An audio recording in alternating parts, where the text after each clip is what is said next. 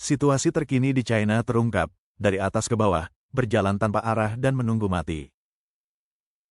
Ekonomi China sedang mengalami penurunan yang terus-menerus, dan sentimen yang berlaku dari kelas pekerja hingga kelas menengah adalah pesimisme dan kekecewaan, dengan banyak yang mengadopsi mentalitas berbaring datar, atau lying flat. Pada tanggal 4 Agustus komentator independen Chai Sen-kun membagikan wawasan dari temannya yang mempunyai nama samaran, Butterfly Dream of the Border Town, yang baru saja kembali ke China. Bian Cheng mengamati adanya rasa ketidakpuasan dan apatisme yang meluas selama lebih dari 20 pertemuan sosial di Guangzhou. Bahkan individu dengan posisi kekuasaan dan pengaruh, seperti pejabat tinggi, profesor universitas, dan pemimpin bisnis, mengungkapkan kelelahan dan kurangnya harapan atas masa depan mereka.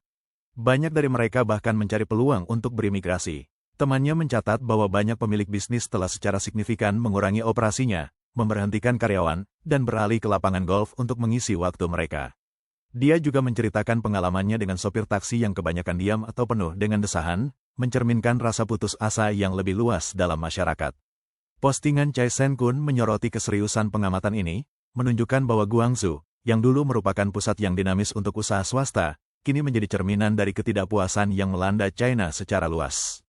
Kelas menengah, yang secara tradisional dianggap sebagai pendorong pertumbuhan ekonomi, kini merasa sangat kecewa.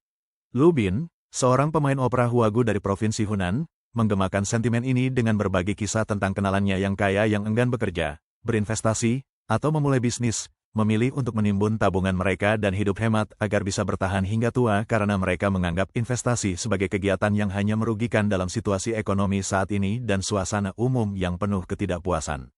Anak muda, yang dibebani dengan hipotek, pinjaman mobil, dan biaya hidup yang semakin meningkat, juga merasakan tekanan. Sebagai tanggapan, muncul tren baru, panti jompo untuk kaum muda. Tempat-tempat ini, berbeda dari panti jompo tradisional, menawarkan tempat berlindung bagi kaum muda yang mencari ketenangan dari tekanan kehidupan modern. Dengan fokus pada kesederhanaan dan relaksasi, tempat ini memberikan pelarian dari teknologi dan tuntutan kehidupan sehari-hari.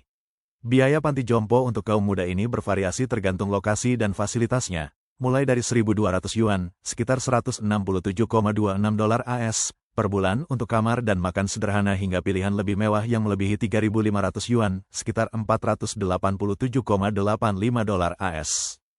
Tren ini mencerminkan keinginan yang semakin meningkat di kalangan kaum muda China untuk mundur dari persaingan hidup dan menemukan ketenangan dalam kehidupan yang lebih sederhana dan lebih lambat. Bulan lalu, salah satu fasilitas semacam itu dibuka di pinggiran Suzhou, menawarkan waktu istirahat selama seminggu bagi kaum muda yang lelah hanya dengan 500 yuan, sekitar $70 AS. Tanggapannya sangat luar biasa, dengan ratusan orang yang berbondong-bondong ingin mendapatkan tempat bahkan sebelum gedungnya benar-benar siap. Ini bukanlah kasus yang terisolasi, di seluruh China, tempat-tempat retret semacam ini semakin umum. Di pegunungan Provinsi Hunan, seorang wanita berusia 30 tahun bernama Yanzi telah menciptakan panti jompo untuk kaum muda miliknya sendiri, yang dia gambarkan sebagai tempat yang jauh dari hiruk-pikuk perkotaan, di mana dia dan tamunya dapat hidup sederhana, merawat hewan, dan menikmati ketenangan alam. Panti jompo untuk kaum muda pertama di China didirikan di Provinsi Yunnan pada Oktober tahun 2022 oleh Lu Baihei. Dia secara khusus melayani orang dewasa muda berusia 18 hingga 45 tahun yang memiliki pengalaman kerja tetapi sedang mencari istirahat sementara dari stres pekerjaan mereka. Lu mencatat bahwa banyak penghuni mengalami perubahan positif dalam pola pikir mereka selama tinggal di sana, kembali ke kehidupan mereka dengan energi dan fokus yang baru. Meningkatnya popularitas panti jompo untuk kaum muda ini mencerminkan kondisi ekonomi China saat ini. Dengan investasi asing yang berkurang, pabrik-pabrik tutup, dan bisnis di berbagai sektor yang berjuang, banyak anak muda yang merasa kewalahan dan kecewa. Industri kuliner, khususnya, telah terpukul keras. Sebuah video viral menunjukkan seorang pemilik restoran yang putus asa di Provinsi Jiangsu menghancurkan bisnisnya sendiri karena kesulitan keuangan, yang menjadi pengingat akan tantangan yang dihadapi oleh banyak orang. Insiden tersebut terjadi pada larut malam tanggal 22 Juli tahun 2023.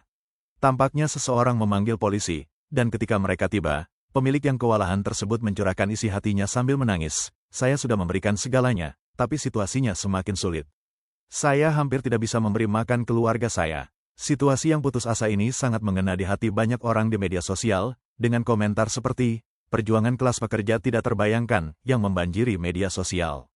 Seorang pengusaha restoran lainnya berbagi kisah serupa. Setelah menginvestasikan 900.000 yuan, sekitar $125.400 AS, untuk membuka restoran tahun lalu. Awalnya bisnisnya berjalan lancar. Namun, situasi berubah menjadi lebih buruk setelah September, dan meskipun berharap ada lonjakan bisnis selama Tahun Baru China, kini dia nyaris untuk bertahan hidup. Penurunan ekonomi telah membuat banyak orang menganggur, sehingga semakin sedikit orang yang makan di luar.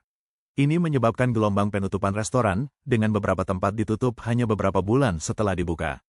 Salah satu pemilik mengeluhkan usahanya yang gagal, menceritakan bagaimana dia menghabiskan lebih dari 1 juta yuan untuk membuka toko sate hanya untuk melihatnya tutup dalam 3 bulan.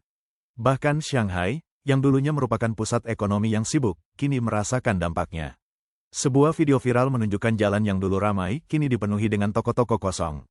Seorang penduduk lokal menceritakan bagaimana area tersebut berubah sejak pembatasan COVID dicabut pada tahun 2022, dengan 80% bisnis menghilang. Dia dan rekan-rekannya kini melihat pembukaan kembali toko-toko tersebut sebagai barometer pemulihan ekonomi dan kemungkinan kenaikan gaji mereka. Data resmi dari Biro Statistik Nasional China menunjukkan bahwa 460.000 restoran dibatalkan atau lisensinya dicabut pada kuartal pertama tahun ini, meningkat 230% dibandingkan periode yang sama tahun lalu.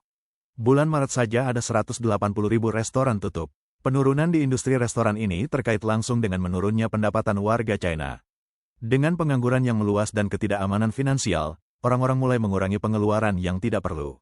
Nona Lu, seorang warga provinsi Shandong, mengatakan kepada Radio Free Asia bahwa orang-orang sekarang ragu untuk menghabiskan uang hasil jerih payah mereka, lebih memilih untuk menabung untuk keadaan darurat. Perubahan perilaku konsumen ini mencerminkan semakin meluasnya rasa pesimisme akan masa depan.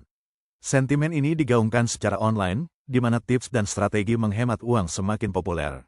Sebuah survei baru-baru ini mengungkapkan bahwa sebagian besar anak muda, terutama mereka yang berada di angkatan kerja pasca 90-an, memprioritaskan menabung. Seorang netizen berbagi cerita pribadi untuk menggambarkan pentingnya menabung. Mengapa saya mendesak semua orang untuk menabung, meskipun hanya sedikit setiap bulan? Itu akan terkumpul. Biarkan saya ceritakan sesuatu yang terjadi pada saya. Ketika saya menikah, seorang kerabat menyarankan saya untuk menyisihkan 500 yuan, sekitar $70 AS, setiap bulan, tidak peduli apapun keadaannya. Saya mengikuti nasihatnya, meskipun saat itu tampaknya tidak banyak. Setelah setahun, saya berhasil menabung 6.000 yuan, sekitar $836 AS.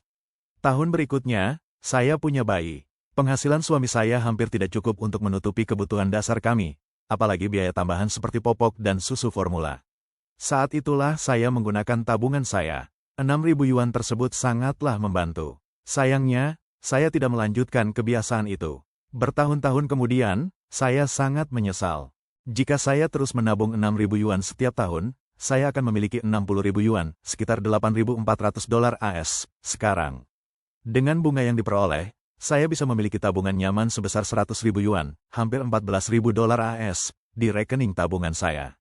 Kesulitan ekonomi China sangat dirasakan, tanpa terkecuali. Dampaknya dirasakan di seluruh lapisan, mulai dari bisnis hingga individu dan keluarga. Orang-orang di mana-mana tidak hanya menghadapi pendapatan yang menyusut, tetapi juga masa depan yang semakin tidak pasti.